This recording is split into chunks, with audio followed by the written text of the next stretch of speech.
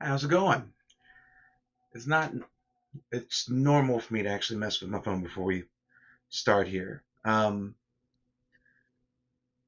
going to be a bit of a different video, a different stream, and I'll tell you all about it in just a moment. I'm just going to wait till about 9 o'clock to get started. I'm starting a little bit early, but I usually do, or at least try to, as long as there's no technical difficulties. Decide to do anything. But be that as it may,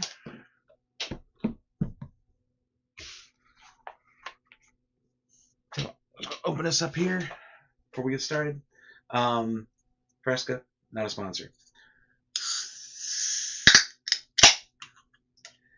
I was really glad that did not blow up as soon as I turn on the stream, because that would have been funny as I'll get at the bottom on this thing's not the best thing in the world.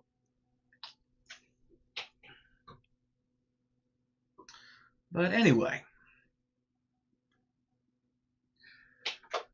how's it going, everybody? David Hedge here, House Hedge Gaming. Welcome to HHG Live. Tonight is a bit of a different stream than usual.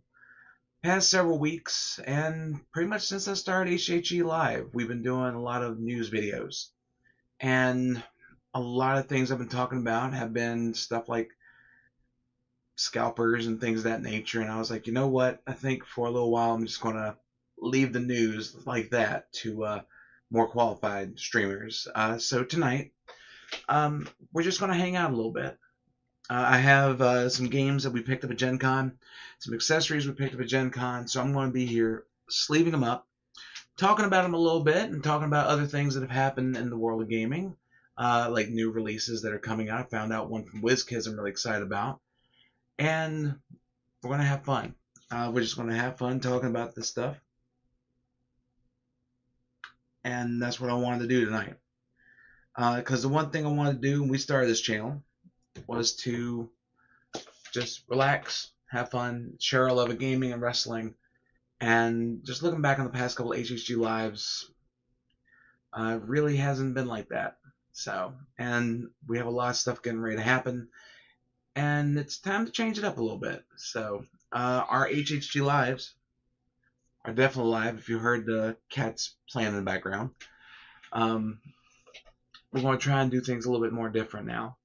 Back in the studio this week. This week, luckily up here in Indianapolis, or around Indianapolis and Terre Haute, temperatures are starting to normalize a little bit. As a matter of fact, we're getting a little bit of a cold front, thankfully, and shouldn't be seeing too much bad weather over the next little bit. Hopefully that stays true for a couple days at least, so the rain, what we have left over, finally gets soaked into the ground before the next one comes up. But today, like I said, we're just going to be sleeving up some games, hanging out, chatting, and any stories that pop in my head, I'm more glad to talk about them and tell them while I'm on here doing this. And if anybody has anything they want to pop in on the chat, feel free to do so. I'll be happy to answer any questions. Could be anything about wrestling, anything about gaming. And then I'll tell you a little bit about what's coming up on the channel. Because Friday, there'll be a video up, and it's going to be talking about in-depth, basically a reintroduction of House Hedge Gaming. Since we are now going into, officially now we're in year 6 of the channel. And it's time to bring everybody up to speed a little bit more and tell y'all officially what's going to be happening here on the channel. So, but first off, let's go ahead and sleeve up Gudnak. So Gudnak is made by Chaotic Great Games. I got a chance to play against one of the gentlemen that was running the booth for this at Gen Con. And he had the shirt Chaotic Great, and it's a pink shirt, very vibrant, you can't miss it. And the gentleman I played against him in the Cosplay Deviants TCG tournament, which, again, really great game to play, simple, easy, fun, and got to hang out with some amazing people. But the gentleman I played against in the last round, he had the shirt on. I was like, oh, is this a secret class and all for, or alignment for D&D? But I then remembered Gudnak. I've seen the commercials for it online. I've seen advertisements for it, and I've seen people playing it a little bit. And I went there and I went ahead and checked it out. It's great to have you, yo. It's a little bit different tonight. Feel free to chat about anything you want. Usually um, do a lot of new stuff, but tonight we're just going to hang out. We're going to talk about some things that are coming up while I'm sleeving up some games that we picked up at Gen Con. Happy to talk about anything you want. Consider this a bit of an Ask Me Anything, even though I do that every time we do HHG Live. But it's going to be a little bit more of a normal, like getting stuff prepped for the week and everything. And so feel free to chat, ask me anything you want, whether it be gaming, wrestling, could be anything, any topics. Ask me anything. We'll have a good time tonight. And that goes for anybody else who's watching. So, and if you're watching this later on replay, just pop the question in the chat, and we'll definitely talk because we have a lot of things good ready to happen at House Hedge Gaming. We got the soft relaunch coming up on Friday. We'll be making an announcement about that. We got a giveaway we're going to be doing, and a whole lot more. So, let's go ahead and open this up. So, in Gudnak, it's basically you are in this world of a dying sun, and everybody is trying to gain control of areas in the game. And Gudnak, which is Orcish for war, which I thought was pretty cool. And as you can see, the way they have it, no matter which way you turn the box, you're going to be able to read the name of the title, which I thought was really clever. But the people that made this game, they made it to where it's a bit of a board game area control type deal. You're playing on a 3x3 grid, which just so happens I have the playmat. Of course, I got the playmat. But you're playing on a 3x3 grid, and back here is where your fortress is, where your stronghold is. And during the game, you get actions on your turn to where you can summon units, you can set tactics down, things of that nature. And your deck is sitting right on top of your fortress, which I think was a really cool idea. And the way it works is you're going to be drawing through your deck. But when your deck hits no cards in it, then your fortress is left unguarded. And once your fortress is left unguarded, they can easily take over and be able to hit your fortress for the win, which I thought was a really clever thing that they did in this game. So we're going to do, I guess you can say this is an unboxing too while we're at it. We're going to take a look at this and get this sleeved up so we can feature it on the channel. It'll probably be featured either on HHG Plays, which will be the first Friday of every month, and because this can be a 2 to 4 player game, which this mat, if I'm not mistaken, should be reversible. Yeah. So you can have up to 4 people playing, which is really neat, because it's going to be a little bit chaotic, which I love those kind of games. But this could also be a great one for our other one that we're doing, Date Night Demolition. Let's go ahead and open these up and see what we have here, because I'm really interested to see what's in these boxes. Now, this may be a completely entertaining stream because you're going to see me struggle with plastic throughout the entire time. I just recently had this for Hell of a Deal from Smirk and Dagger with their deck of cards. And it looks like there's a pull strap somewhere. I just got to try to find which way it goes. I think I got it this way here. So, which, by the way, we did the Hell of a Deal unboxing last weekend, or 2 weekends ago. This past weekend, we did the Alestral's trading card game. We did a Learn to Play on that, and it was originally going to be Hellbreak. We're going to have that for the first video for HHG, for TCG Tussle coming up. The reason why we didn't do it is because last week we had some things come up.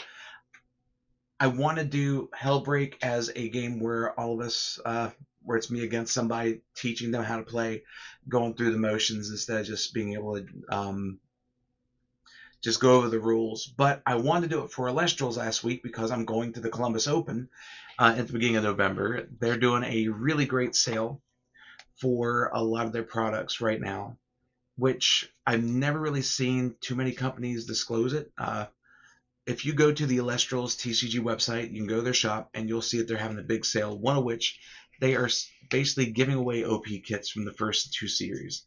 that they did. And I think it's really cool that they're doing that instead of what a lot of gaming companies would do, which for promos is throw them away and not let players get a hold of them. That's happened a lot more than it should. And so seeing a company being able to go like, hey, we found a way, we're not supposed to sell these, we're not going to sell these, but we're going to see if we're going to give you the opportunity to get them if you meet certain thresholds. But they're making it worth it to be able to get certain thresholds met for getting the organized play kits, which I thought was really cool. So, but I wanted to go ahead and do a little video on that and have that here. So let me actually bring my hands up here. All right. So these little boxes have the different factions that are in the game. And it just so happens I have all the sleeves for these factions, which they threw in these sleeves for free once I picked up the game, which I can't thank them enough for being able to do this. Let me actually bring this a little bit closer here for us, because if I could just turn this ever so slightly here, there we go. See a little bit of Gudnak, a little bit of Mega Man, a little bit of my computer, but you know what? We're good. And plus, I don't have to reach all the way out here to do it. Even though you can see me up at the corner, which, by the way, having two cameras, we're able to do a lot more now with videos. So this is... Which faction are you? I gotta find your sleeves. There we go. Let me actually see what the names of these factions are. Since I'm looking at this here, I got the rule book right here, which, by the way, it has nice pages. So I'll be able to read this just fine. Let's see here. Do they have a thing that tells a little bit of backstory? Aha, there we go. Alright, so in this box here, this group is called the Refractory. The Refractory worships Solera and believe that others lack the faith has caused the sun's light to fade. They value tactical brilliance and heroic actions with heroes that can hold their own or allow you to get the most out of the tactics you choose. The only thing that eclipses the greatness of this military might is the intensity of their devotion. Alright, so... but the artwork in this, there's a lot of magic artists that contributed to Gudnak, and I think that was actually a really cool thing that they were able to do. So everything you need for the game is in the box, but they have booster packs to where you can get cosmetic changes, where you can get foils and alternate printings and stuff like that. So, and now you get to see me struggle to see which end is which on these sleeves. Okay, there we go. Not as bad as opening up. But for anybody new who's joining in, first off, welcome. We're just getting stuff prepared for various videos, just doing sleeving and everything. But if you have any questions at all that you want to ask about wrestling, gaming, or anything like that, feel free to do so. And if you're new to the channel, welcome. I know a lot of people came in at Gen Con, and I haven't really fully said who I am, and that'll be coming up in the video, but I'll be more glad to say it here. I have been in the world of gaming for over 25 years. I worked at a card store, Star City Games. I worked there for over 20 years. And all the while, I have played various TCGs, competed in several different events for those TCGs, and even miniature games, including Dreamblade, which I love that miniature game. Unfortunately, it folded after just 2 sets. Thank you, Wizards, because unfortunately, sometimes they don't know how to do another game besides Magic the Gathering. Let me actually bring that down here. But I was also a wrestler for 15 years in the Virginia and the Carolinas. I met my wife through wrestling. We've been married for 16 years. But I've been a wrestling fan pretty much all my life, thanks to my dad.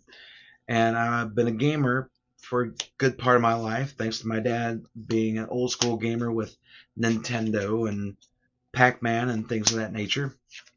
But also my grandmother, who loved playing Scrabble. She loved playing Yahtzee. She always beat me in Yahtzee. But also my grandfather, who loved playing dominoes. So, but I have been around gaming a good amount of time. Love talking about gaming. Love just sharing my love of gaming, wrestling, pop culture, and everything. And always open for a chat. So if you have any questions or anything, feel free to please drop it in the chat. I'll be able to look at it.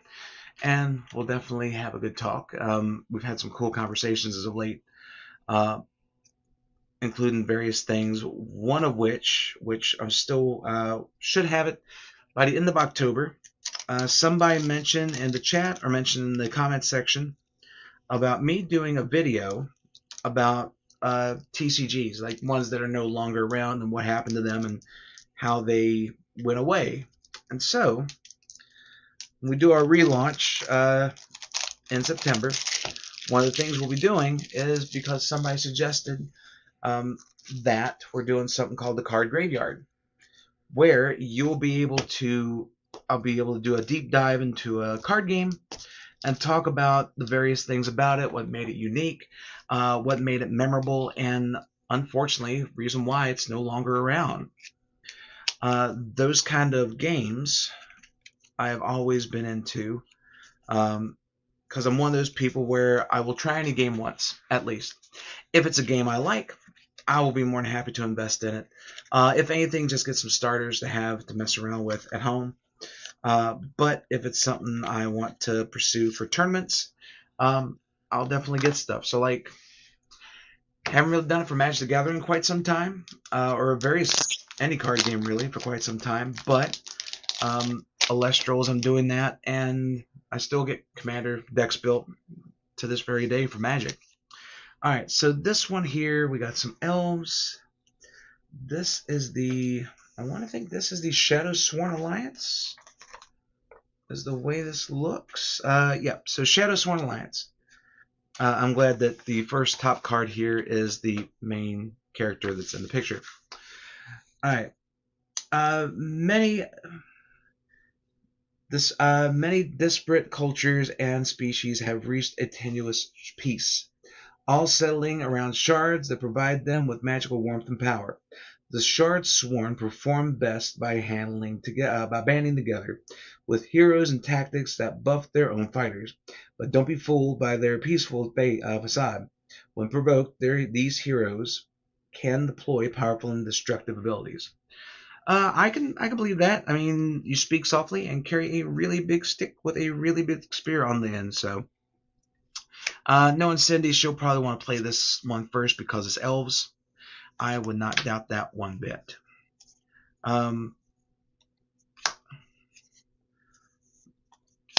But as far as games go,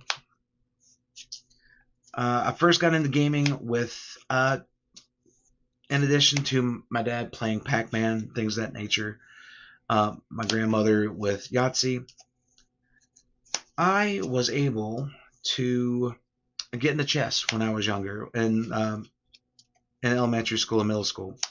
And we used to travel to a lot of events for chess.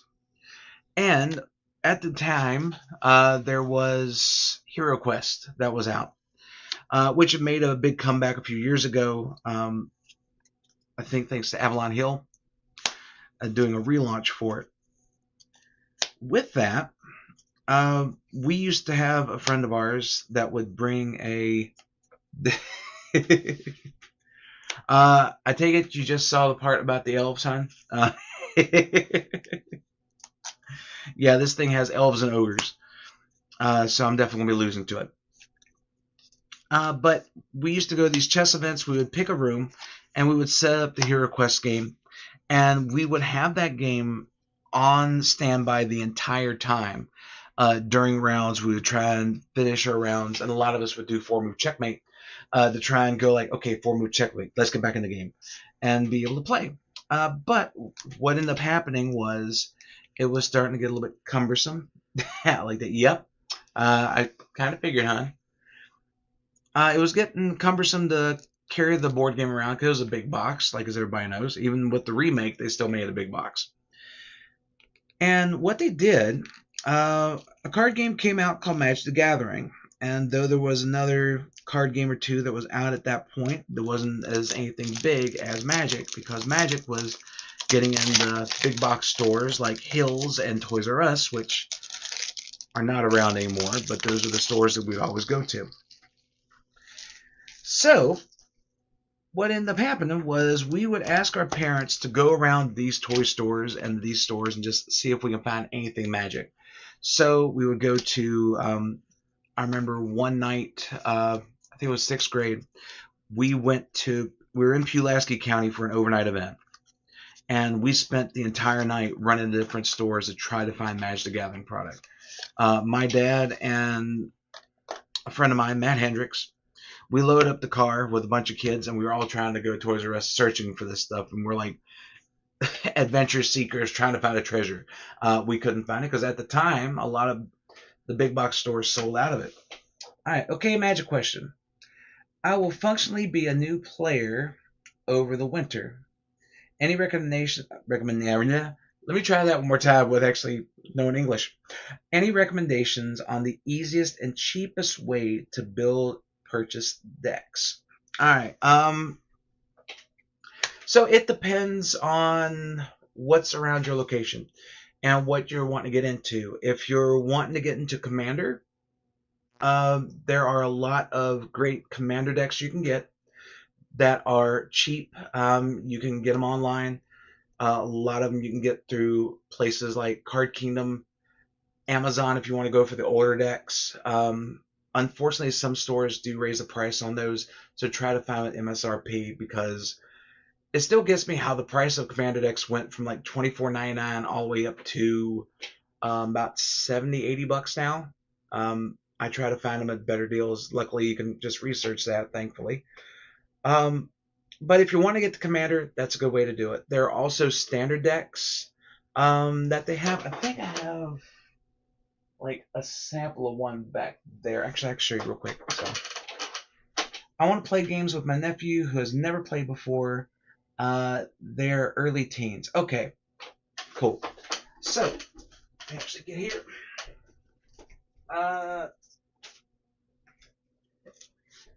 This is one I picked up because we're going to be having like some magic stuff on the... Actually, I can get one more thing too. Because there is a product that they recently had.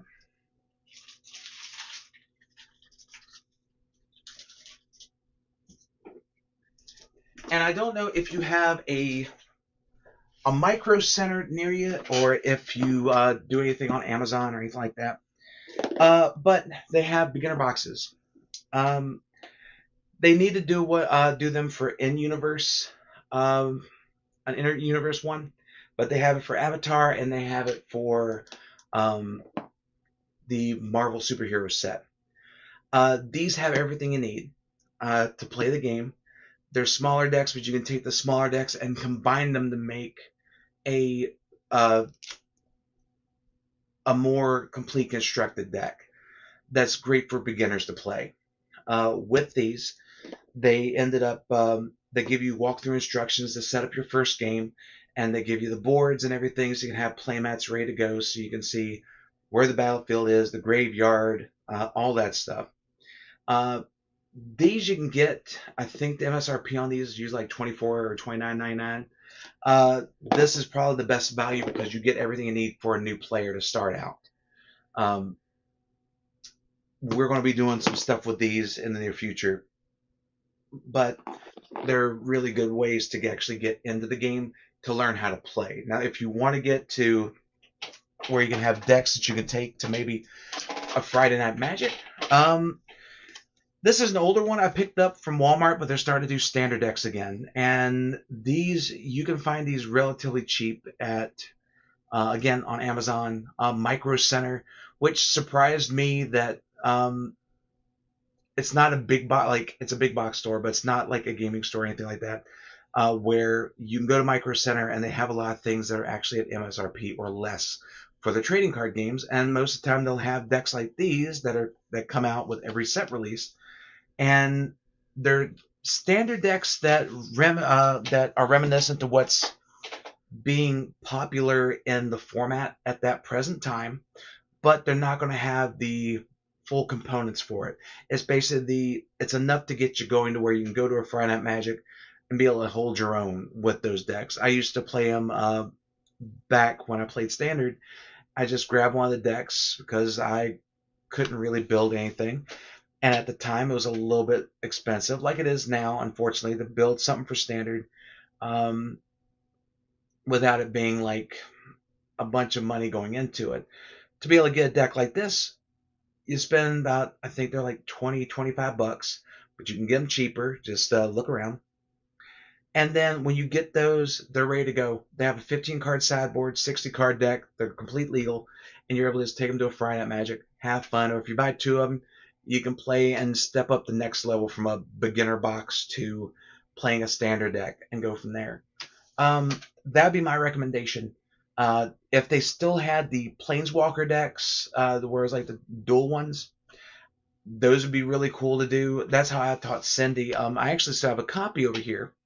And one day I just need to do like a studio tour of everything we have in here because there's a lot of hidden things about my life and in gaming and otherwise in here. But I have a copy of the Groot versus Liliana deck that I taught Cyndi with years ago.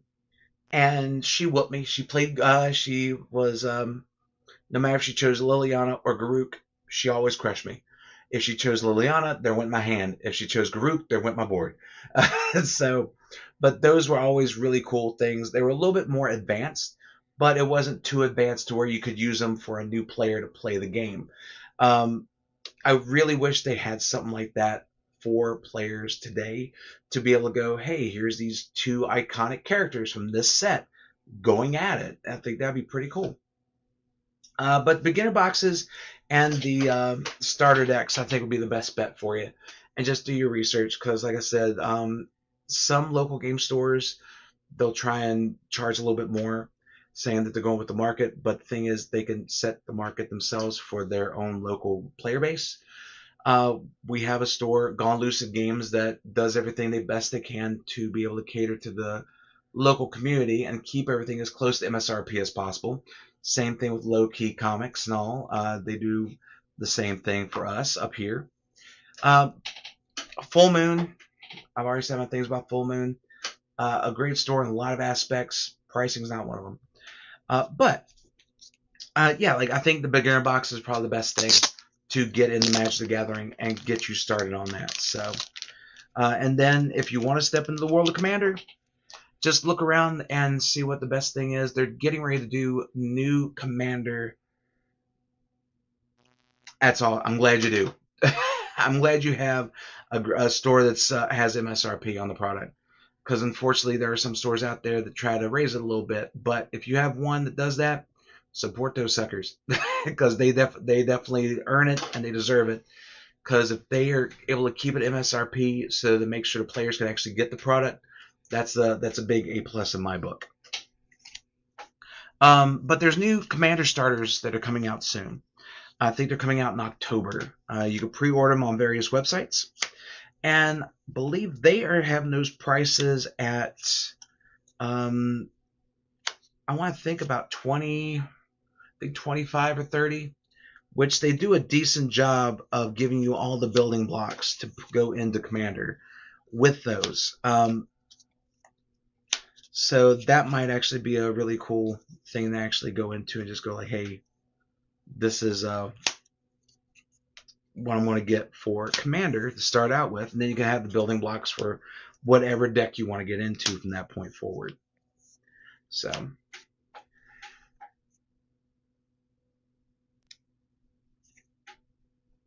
oh crap. Yeah, I kind of figure. So there's, yeah, so, all right, let me go to Cyndi's real quick. Honey, I'm waiting to lose to Lady Octopus. I know it's going to happen. Just don't make it too painful. And I can hear you laughing from in the living room right now, so that's great. But so Commander, I still call it EDH. I still call it Elder Dragon Highlander, and I'll tell this story because there might be some people that have never heard it before, and if they've heard it, it's one I will always tell. So she's on a delay. I just heard it. So there's one of the gentlemen that made EDH. It was a group of judges that they wanted to have something that they could do during their off hours at events. And one of the judges was Sheldon Menereath. He was known as the godfather of Commander. Unfortunately, he passed away a few years ago due to cancer. Screw cancer. But he was a great guy. Um, he was one of the kindest souls and probably one of the greatest people to ever be an ambassador in the game of not just Magic but in anything. But him and other judges, they created the format of EDH, and they called it Elder Dragon Highlander. And from that game came some of the coolest ideas, because they originally just played with the they just mainly played with the Elder Dragons from Chronicles and stuff like that. So Arcane Sabbath, Nicol Bolas, before Nicol Bolas got really powerful. And they played those, and then before you know it, it started to evolve and started to go like, okay, instead of dragons, let's go with just any legendary creature. And then you started building around the identity of the creature and the color identity and started doing themes. And then it started to become more and more popular because it was a format that was created by judges that the players adapted, and it became such a great way to get everybody together to just hang out and play. And there's a little bit of political if you want to do that. That's never been my thing. I just go like, you know what? I accept my fate. You can just ask Cyndi. But when with players in Commander, you always just went together, and it was a social game, and I loved every minute of it. And I had the opportunity to play against Sheldon and Olivia, one of the Commander Rules Committee people at the time, for Legion Supplies at Gen Con one year, and I got to play for about 2 hours at their booth, or an hour and a half. Either way, it was time well spent. I always now have a story I could tell of how the creator of EDH and Olivia, one of the rules committee peeps, were trying to figure out a way to beat me. And I will never forget that, because they're going back and forth with each other, going like, do you have something in your deck? No. Do you have something? I might have something in my deck. Okay, I'll cast Villainous Wealth. So Sheldon cast Villainous Wealth on Olivia for like 15 or 16 to try and dig through cards, because I had a board of nothing but legendary creatures ready to attack the next turn to where I could have won the game. I didn't win the game because he board wiped, and they were able to recover before I could. But that's the kind of stories that I've always loved to be able to get from gaming, and I could tell those. And Commander has always been one of those things where you can meet some amazing people, just in gaming in general.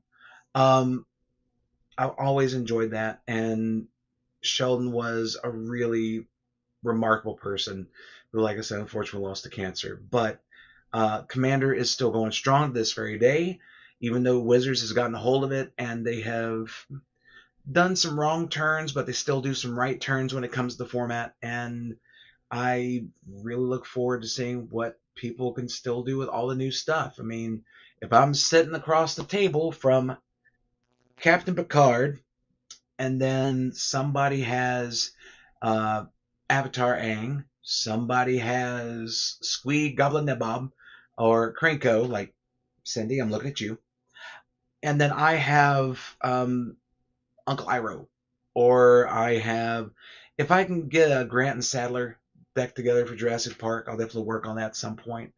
Jurassic Park was one of my favorite movies growing up of all time. Love dinosaurs. Or I play Livis of Cold Eyes, which is one of the decks that Cyndi bought from me when we first started we first got together. I still have it sitting there. It's gone through very little iterations. Um, I'll talk about you, honey. I'll be more than happy to talk about you. But being able to just, if that's a pod I would sit with, we're gonna have a great time. I know a lot of people are very torn between Universe Beyond when it entered Magic the Gathering, because it became games like Weiss Schwarz or Versus System back in the day. But I believe Magic the Gathering can be whatever you want to make it. If you want to have play Commander games and just interact with sets you want to interact with, cool. If you want to just get a beginner box and be able to sit at a table with a family member and be able to play and just have fun for a while, that's a great way to do it too. Like, the biggest thing about it, it's not about the actual play of the game. It's just gathering and having fun and gaming. And unfortunately, sometimes you can get lost in that for tournaments and everything. And I really do enjoy that Commander is that kind of format where you could just go and hang out and chill and just have a great time. And probably get frustrated because somebody combos off on turn 2 and they didn't tell you, but you know what? Those kind of things are going to happen no matter what game you play. All right, so let's go ahead and open up this. But great question. I know I rambled for about a good 10 minutes on that. But anything else you want to ask, feel free to do so. I'm more than happy to answer it. And that goes for anybody in the chat right now, including my lovely lady. She's currently writing in the other room, and she does like writing groups and everything. So she's doing her thing. I'm doing this. But I occasionally hear her laughing because there's like a little bit of a second or two delay in the video. So, and now everybody's going to see me struggle with this one. Good Lord.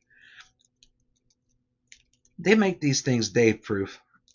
Trying to get in here. There we go. But so go back to what I was saying before. So we finally got a hold of Magic product one day locally at Toys R Us in Roanoke. And then from that point, it was a 4th edition starter. It was the big brown box that you got like a bunch of random cards in. And from that point, we started playing. And it was myself, Matt Hendricks, and a few others from Chess Club. But I would play Commander game, not Commander games. I just played games of Magic over the phone. We had a rotary dial phone, which for if you're younger watching this, it's the ones where you have like they're not push button. It's where you go like like that kind of deal. I know they're still around to this day, but still. There we go. But we would just be on the phone. There wasn't speakerphone or anything, so I'm holding the phone like this and trying to play and everything instead of me being a smart one and just have it laid out because they're not going to look at my hand. They're on the phone. But we just would play that way and then play tournaments and all. And then Star City Games started holding random events for Magic. And then before you know it, I started to just help them out on occasion to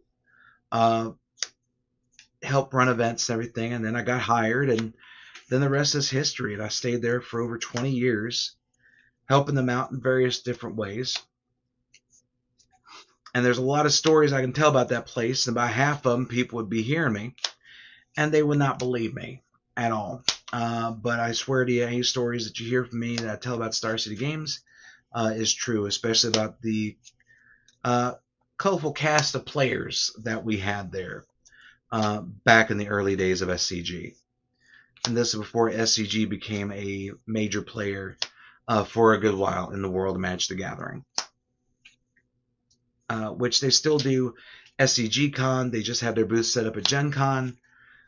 So they're still doing a lot more. They're doing way more with various other card games than they've done with before when I was there.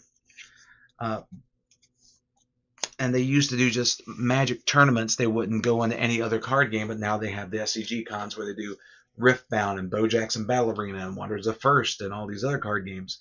And now other companies are starting to do the same thing. I think Cool Stuff just recently started doing their own Cool Stuff Con, or Cool Con, I think is what they call it. And they're currently doing Magic, Pokemon, and Riftbound. Because Yu-Gi-Oh! Is not as prominent as what it was. It's still going strong, though, but it's not seeing the amount of attention that it did. It might when it hits the 30-year mark. It did get a lot of attention when it was at the 25th anniversary, which is still hard to believe that's been around for that long. Good Lord. But I think when it hits 30, you'll see a lot more attention to it, like you are now with Pokemon. It's getting ready to go in their 30th anniversary. And so we'll see what other cons come up for card game conventions. But SCG was one of those that started, and now it's starting to get more and more.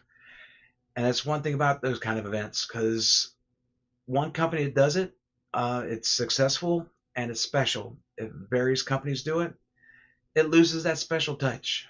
And you just go like, okay, I'll go to the SCG Con one, then I'll go to the Cool Con, and then I'll go to this one, and then it's like, well, I've been to them all, but they don't really add anything else to it. So I think Magic Cons have had some really great success with them, because with Magic Con they have all these different things you can do. They have different sets, they have different photo opportunities, they got game nights when they hold them now, and so many other things you can do at Magic Cons, which I think is pretty cool if they're able to do it. And even though it's a little bit hard to get like some of the packages and everything to go, but if you're able to, and you're a big Magic fan, you go there, you have a great time, and you get to see some of the best players in the world. You get to meet new people, and you get to play a game that you really enjoy. So hopefully I can get to one of them. I would, if everything lines up, I may try to go to Detroit. I doubt it, but only time will tell. We'll see what happens.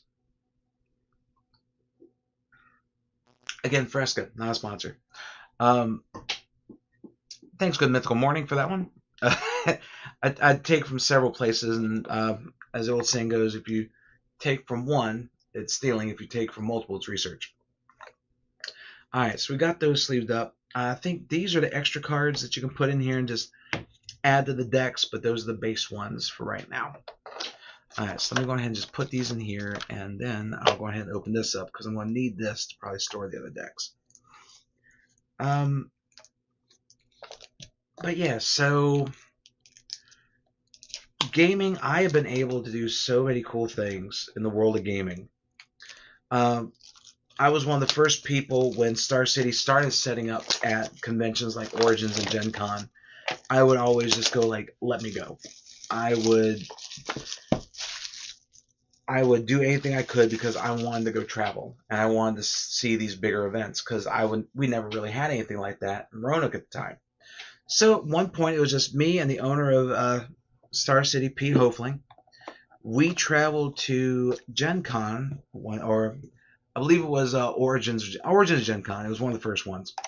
Because I'll tell this story, because this thing was funny as I'll get up. So one of the first years I went to Columbus, Ohio for Origins. And those events, we had like a very small table. Very few singles, a little bit of sealed product. It wasn't the elaborate tables and booths and everything that you see today. It was very minimalized. Some of the booths had more tables to do demos and everything, but other than that, that was it. But it was a different world for me, because this is where I got introduced to cosplayers. And there were some cosplayers who took their cosplays a little too seriously, or they were in the midst of gaming and they took their character to the next level. So there was one that was a vampiric couple, and they had really nice garb for the event. It was for Vampire the Masquerade. And I went to take a picture of them, and the lady was more than happy to get her picture taken. The gentleman's like, no, if you take my picture, I'll burn up. And I'm like, gee, okay, yeah, so that's a no then. I can't take your picture. And I respect their wishes. I didn't want to have them burst into flames.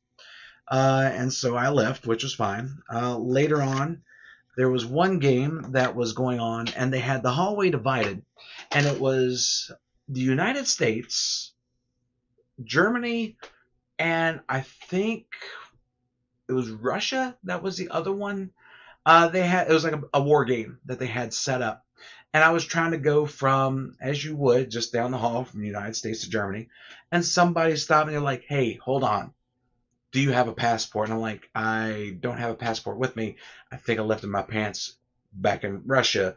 I need to go past Russia to make my way back around to the United States. Can we do this? And he was like, yeah, just this one time, but don't ever do it again. That was the only time I walked through the hallway. I didn't want to risk getting arrested. But that same convention during my first one was this gentleman came by me, and he walked by, and he had a green spandex suit. I'm a big guy, whether you know it or not. But this gentleman wore the spandex suit. He looked like he was ready to go whip somebody in a wrestling event. And I waved at him like I do, like I'll wave at people and everything. And he went, hi, how's it going? The most high pitch, I have ever heard anybody be. And I'm like, oh, he's hurting. And I'm like, oh, that poor boy. So, I had that happen later on when I got into wrestling. I started wearing a blue singlet. Um, Definitely hit me a little bit, and I was singing in the boys' choir for a little while, but it was okay. I'm fine now. Have the occasional hello, and then that's it. But these events, you meet so many. No matter if it's a local game store or the big conventions, you always meet people from various backgrounds and everything.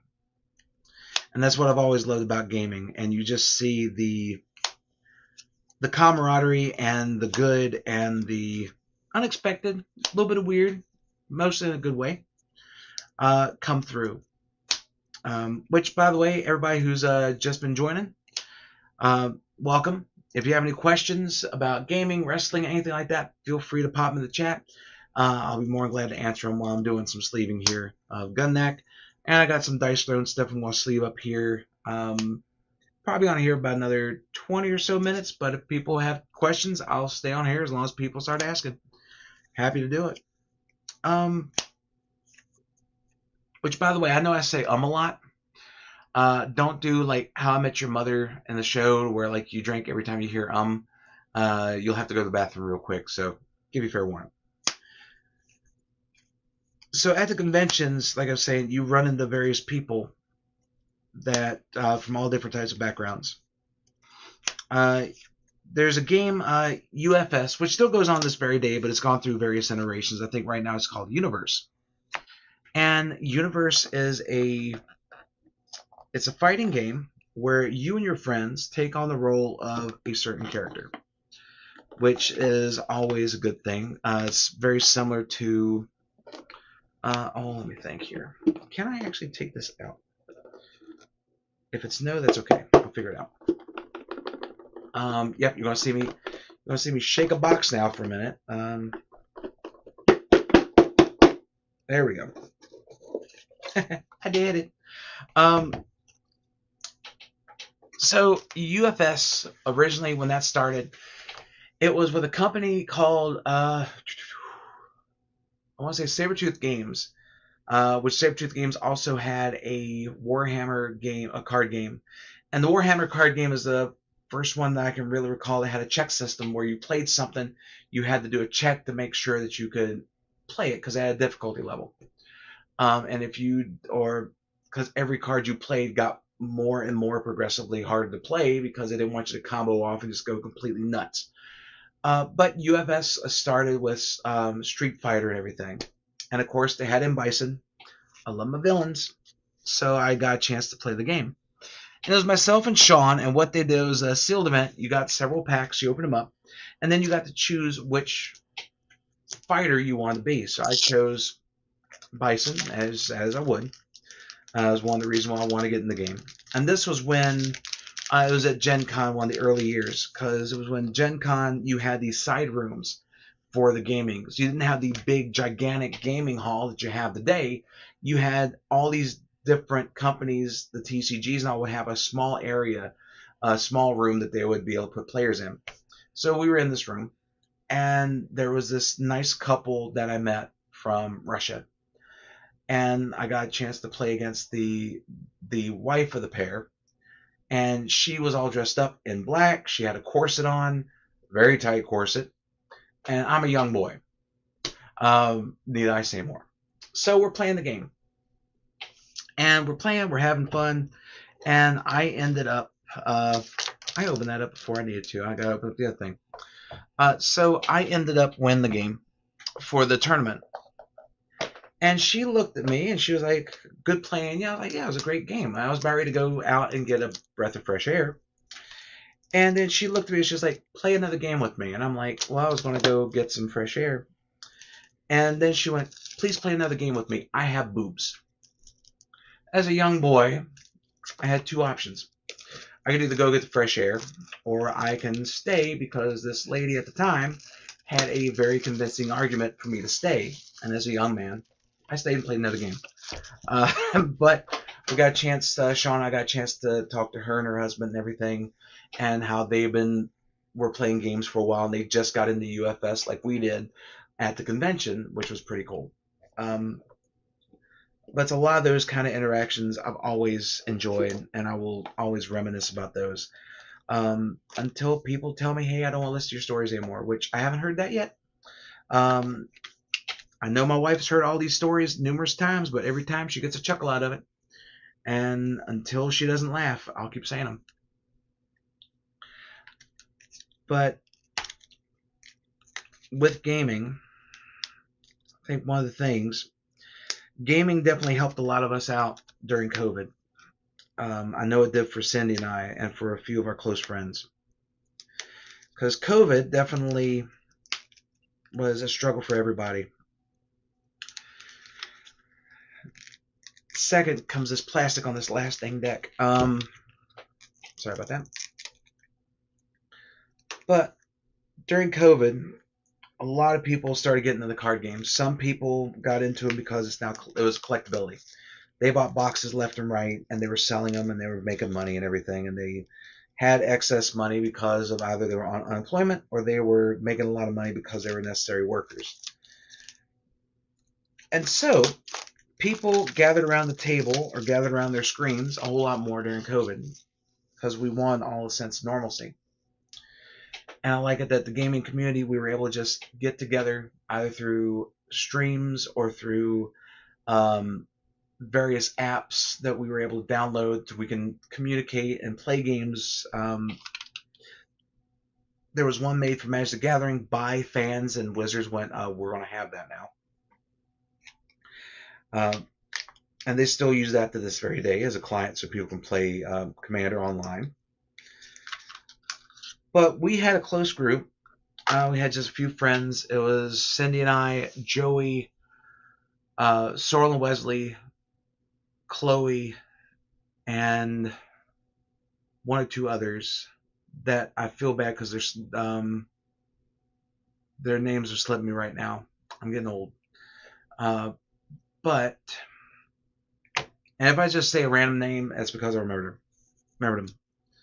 But we had a very close group that we would game with, and we use those moments to where you get lost in worlds where you don't have to worry about what's happening on the outside world at that point in time. So while there was a pandemic in the real world, we were able to go to worlds where we were building train routes. We were exploring the Arabian Nights and a city like the ones that you would see in the movies. We would go through a zombie apocalypse. We would be fighting dragons. We would be leading our armies to go into battle while using spells and enchantments and artifacts to help along the way. We didn't play Pandemic because, well, we were already in the middle of one. We figured if we can win that one, we can beat Pandemic any other day of the week. But you always had people, all these groups of people just coming together and just having fun. And that's what gaming should always be about. So, Cyndi and I. So during the pandemic, Cyndi and I built a bunch of commander decks, and at one point we had about 30 or 32 commander decks in our arsenal. Is everything from constructed, just precons, to decks that we built. And I think right now we got 4, 8, 12. We got about 18 decks. Cyndi's working on 19 for Lady Octopus. I may or may not be working on a dwarf deck to finally best trick goblins. It won't, but I'm going to try. And so, with all that, we did roulette, where we had days where we just rolled numbers or drew cards to see which decks we were going to play. I think we ended up playing like 30-some matches total throughout the roulette. I only won 2. And the only reason why I won 2 is because of Mana Screw. And that was it. Every other time, like, she would find... Cyndi has a knack of finding things in commander decks to where there's a cool little tweak or a cool little combo that even when I make the decks, I don't see them. And then she goes, "Oh, well, this is pretty cool that you put this in there." I'm like, "Oh, I did. Oh, yeah, I did it." I had no clue. I never have a clue. I'm Captain Oblivious when it comes to that stuff and a lot of other things. But that's what we did to pass the time during COVID. Was we would just play Commander Roulette and just have fun. And over the years, some of those decks have stayed with us. Others have been taken apart, like most of the Commander decks, and rebuilt, and repurposed, and sold, and everything else. So, all right. I think this stuff here is extra that I know of, and I'll be going to the rules because I know you can alter the decks and everything, which I think was a great idea by them to do. Oh, they have a living stronghold. That's pretty cool. So it flips over, and I'm looking at it. I don't have it here. I'm so sorry. So there's on these other ones they don't have it, but this one they have a living commander or living stronghold for it. On move during your action phase while this fighter is not fatigued. Squares adjacent to it are considered your gates. Ooh. If this fighter is destroyed, you lose the game. Okay, so it's it's pretty cool. They have like a changing stronghold. I like that. But yeah, so with this, there's a lot of different ways you can alter your decks and everything. But I'll be going into this a little bit later on, and I think we'll start out with the pre-cons, how they were made, and then we'll go from there. But at least now I got some storage for these and all. And I got the other boxes here for the actual sleeved decks. But I love the artwork on this, and I can't wait to start playing this on the channel.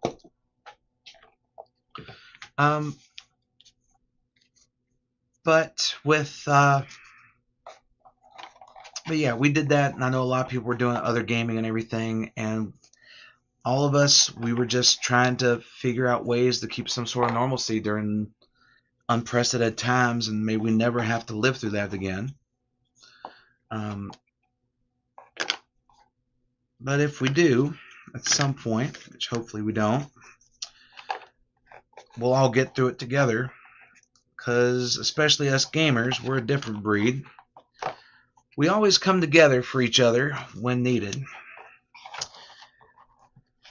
And I think I've already said before, that's one of those things I really loved about Gen Con, is that we all come together, hang out, play games, and enjoy our company during the best 4 days of gaming. And that's not even a tagline, that's actually the truth about it. We all just hang out and have fun, because you need it this day and age.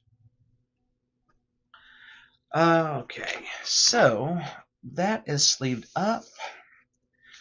I think that is where I'm actually going to leave it for tonight. Before I go, I want to let you all know about what you can expect Friday.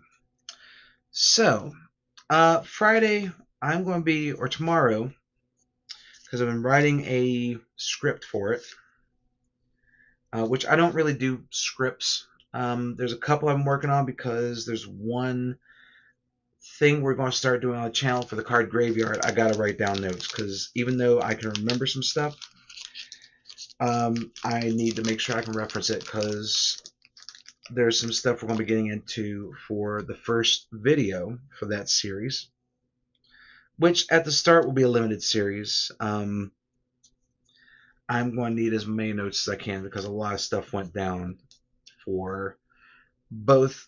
The first two games that we're going to be doing is, of course, Raw Deal. I've already said that before. But the second game is Versus System, which somebody just recently put out a video for Versus System and their version of what happened. For me, it's going to be a bit of a different take, because I can reference a lot that happened behind the scenes as a person that worked at a game store, and how it affected us as a gaming store and all. But on Friday, you're going to be seeing a video. It'll be a reintroduction of House Edge Gaming. That reintroduction will include all the players that you will see on the channel. the different videos that we're going to be having on here every month, and who we are, because there's been a lot of people that may not know exactly our backstory. And I'm going to tell you all about that and go into technically a new season, because every year Gen Con is like a season finale for us. We would usually take a few weeks off, and then we would make videos, have them starting in September. We wanted to change that up because of everything that happened at Gen Con, all the new viewers, and we want to make sure that people knew, hey, we're here. We're sticking around. We ain't going anywhere. And so that's what we've done. And plus go over all the socials that we're on now, because we've actually expanded that. So I'll be going over all that stuff. We have a giveaway that we're going to be doing next week. Start on that. And also ways that you can help out the channel. We've been doing this for 5 years now, and it's been an amazing journey. There's still a lot of things that we can do, a lot of things that we can do better. And a lot of it, anybody who watches the channel can help us out. And a lot of it is just mainly just watching, but we have other ways that you can help us out if you're able to, and see where we can go from here, because there's a lot of cool things we're going to do and a lot of cool ideas. And we still got the House Hedge Gaming Tabletop Championship. I would love to be able to utilize that at some point down the line. I'm going to be getting in touch with a couple of artists so we can get a proper HHG logo, because I did use an AI one for a short time, but I had a little bit of feedback on it, and we decided to pull those. So it's time to get a actual logo made, or something to where it's like, hey, this is what we're doing. Cyndi is going to start working on doing thumbnails for the videos that we got going on, and just have like, so you can actually see what it is instead of just my mug on there, or just a close up of a box. We're actually going to try and do stuff for each one of the video types that we're going to be having here on the channel. And then we're going to be doing some traveling too. November, mentioned we got the I'll be going to the Illustrials Columbus Open. We're going to be doing 1 or 2 scare Halloween haunts this year. I know we're going to go to Indie Screen Park, because we went last year with Crystal and Owen. This year, Cindy's going to go. She's expressed interest. Hopefully, Hannie can go with us, and we can go through, have fun, and they can actually see that world, because they've never been to haunts before. I think Hannie may have. Cyndi definitely hasn't. And after doing it a couple times, it's been awesome. I wish, if you're in the Virginia and Carolinas, go to Woods of Terror. Do yourself a favor, go there. They're doing a Dee Snider from Twisted Sister. They're doing a haunted house for him, and they're doing a dinosaur one, which I've seen built and everything through the snippets on TikTok and Instagram. I'm jealous, because they do an amazing. The year I went before we moved up here, I got a chance to go through that. And if you're in the Virginias, the Carolinas, anywhere around, go to Greensboro, go to Woods of Terror, have a blast. I guarantee you will. And I will tell you this right now, if you even remotely give the scare actors just a inclination that you can be really, really souped up scared, they will come after you. And I saw one girl make so many laps in the midway, it wasn't funny. I was like, and number 19, and number 20. And she was just going, and the scare actor was just laughing the entire time. Everybody around was just laughing, having a good time, just her just running. And her boyfriend, which I don't know if he's really her boyfriend now, because he just stepped out of the way, just let them go. And I was like, dude, that's a brave move, Cotton.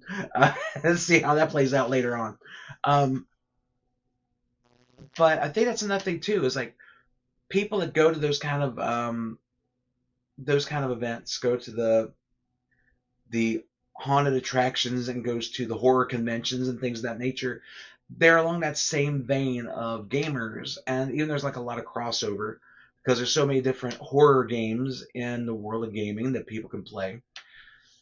which hopefully at some point, which I would love to get in touch with Screamiverse down in Virginia, um, put a bug in his ear. I would love to do a little thing about horror gaming in the world of like that huge crossover, because you have so many different elements of horror, whether it be the classic monsters of like Universal and just the traditional horror tropes and everything, but also like Cthulhu and Eldritch Horror, H.P. Lovecraft, and all that. You have all those different elements in the world of gaming that brings that horror to a whole different level. We're getting ready to have Hellbreak trading card game, which features a vast majority of horror icons from various IPs, and I can't wait to see how that unfolds. And I would love to be able to talk about that. I might do that here on the channel. That might be a little bit of a Halloween thing too. Now I'm thinking about it. That'd be pretty cool. I'll make a note of that when I go off camera. Uh, but we got a lot of things we want to do, and we're still going to do the HHG lives, and it's going to be similar to what we did tonight. I'll do a news one about once a month, maybe at the beginning of the month, but I'm not going to do it every week because a lot of things I was covering was not feel good news, you know. Um, I think the professor from Tulare Community College summed up best for scalpers. I'm just going to leave that for him now. But we're just going to hang out. On these streams, we'll do everything. I might be learning a new game that we're going to be doing for a future video, and you'll get to help me out with that and explore it a little bit. Or we might be sleeving up like we did tonight with Gudnak. And trust me, there's plenty of other games I need to crack open, learn the rules, and we'll do it on these streams. And most likely we'll be doing dual streams because I'll start streaming again on Twitch. I stopped that for a while because I was trying to do video games and all on there. And I might still do those on occasion, but I was trying to do Arena. I was trying to do Balatro because I'm always on the finger on the pulse of popularity right then. But I think from now it's going to be a dual stream, but it's going to be here on YouTube, also on Twitch, to where we just have fun, hang out, and if there's anything you want to talk about, we'll talk about it. And that's what I want to do. We're going to start over brand new, and it's going to be a great time, and we'll get to spend it with all of y'all. And I want to thank you all tonight for joining me on HHG Live. If you're watching this after the fact, thank you for watching it after the fact. And if you put anything in the comments, I'll be more than glad to answer it. I do my very best to answer as quick as possible. Next week here, we'll probably be opening up some Alestrals. Like I said, took part in the sale. I got a decent amount of stuff, and maybe we'll do some unboxings and see if we can get some of the serialized cards from it and start figuring out what kind of deck I'm going to build for Columbus. And of course, just hang out and chat. But thank you all so much for watching the stream. And as always, until next time, my friends, stay safe. Take care. See y'all next week.